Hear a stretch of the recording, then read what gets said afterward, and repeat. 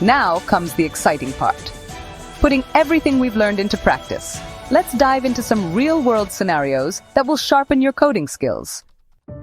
Let's start with a challenging case. A patient reports taking Duomed plus 25/100.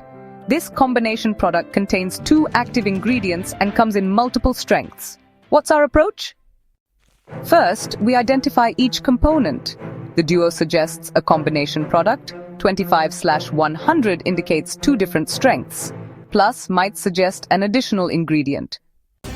Now imagine receiving a report about CardioPro and CardioPro in the same dataset.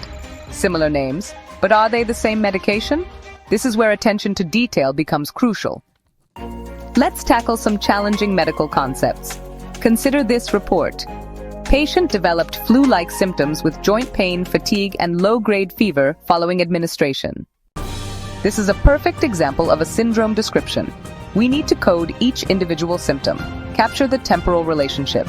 Consider if there's a specific syndrome term that encompasses these symptoms. Let's work through a coding exercise together. Open your Medra browser and let's search for breathing difficulty. Notice how many options appear? This is where our hierarchy navigation skills come into play. Ask yourself, is this a respiratory or cardiac issue? How specific is the reported term? Are there any contributing factors mentioned? Pro tip: when using the browser tools, remember these search strategies. Start with exact phrase matches. Use wildcard searches for partial matches. Check both current and historical terms. Watch your screen as I demonstrate the most efficient way to analyze search results. First, scan the LLTs. Then review linked PTs.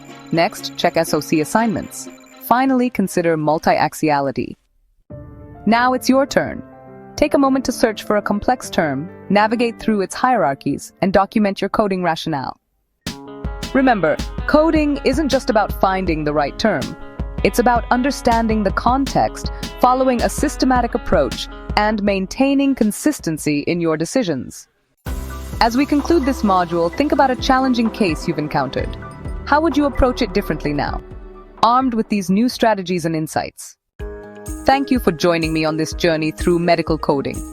Remember, every code you select contributes to patient safety and medical research worldwide.